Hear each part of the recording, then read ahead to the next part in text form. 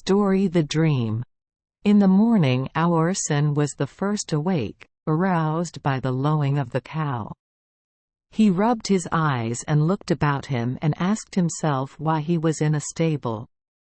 Then he recalled the events of the day before, sprang up from his bundle of hay and ran quickly to the fountain to wash his face. While he was washing, Passerose, who had like Aurson risen at a very early hour and had come out to milk the cow, left the house door open. Aurson entered quietly and proceeded to the chamber of his mother, who was still sleeping.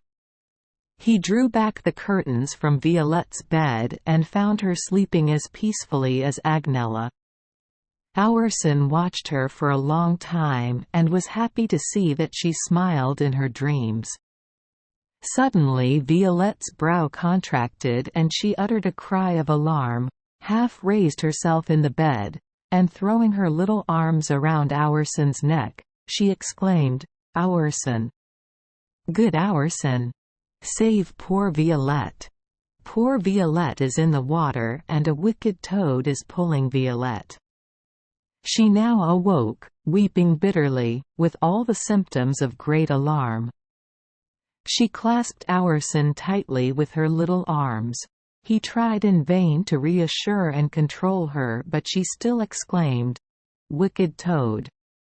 Good Aurson! Save Violette!" Agnella, who had awaked at her first cry, could not yet understand Violette's alarm, but she succeeded at last in calming her and the child told her dream. Violette was walking with Aurson, but he did not give his hand to Violette nor look at her. A wicked toad came and pulled Violette into the water. She fell and called Aurson. He came and saved Violette. "She loves good Aurson," she added, in a tender voice. "We'll never forget him." Saying these words, Violette threw herself into his arms. He, no longer fearing the effect of his bare skin, embraced her 1,000 times and comforted and encouraged her. Agnella had no doubt that this dream was a warning sent by the fairy Drolette. She resolved to watch carefully over Violette and to make known to Aurson all that she could reveal to him without disobeying the fairy. When she had washed and dressed Violette, she called Aurson to breakfast. Passerose brought them a bowl of milk fresh from the cow, some good brown bread and a pot of butter. Violette, who was hungry, shouted for joy when she saw this good breakfast. Violette loves good milk, good bread, good butter, loves everything here, with good Aurson and good Mama Aurson. "I am not called Mama Aurson," said Agnella, laughing. "Call me only Mama." "Oh no, no. Not Mama," cried Violette, shaking her head sadly. "Mama. Mama is lost. She was always sleeping, never walking, never taking care of poor Violette, never kissing little Violette. Mama Aurson speaks, walks, kisses Violette and dresses her.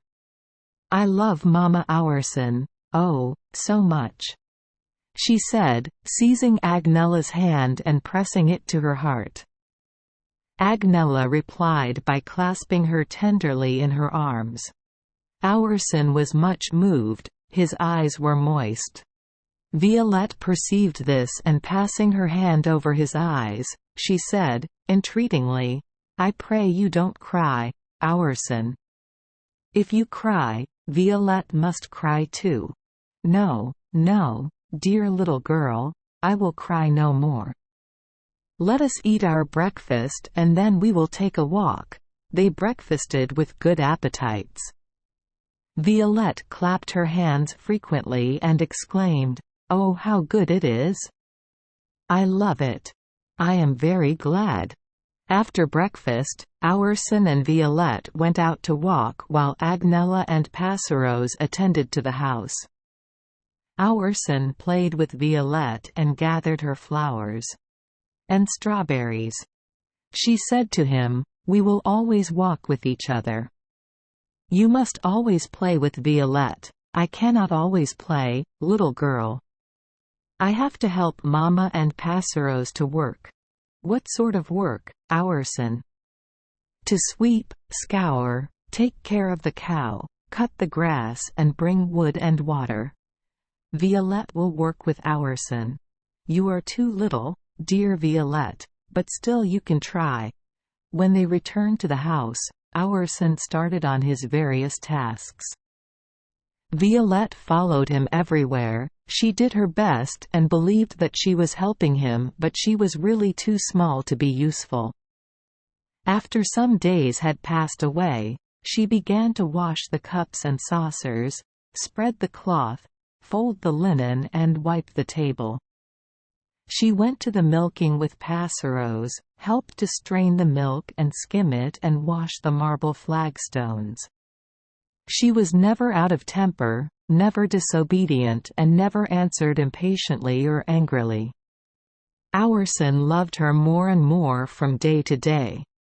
Agnella and Passeros were also very fond of her, and the more so because they knew that she was Aurson's cousin.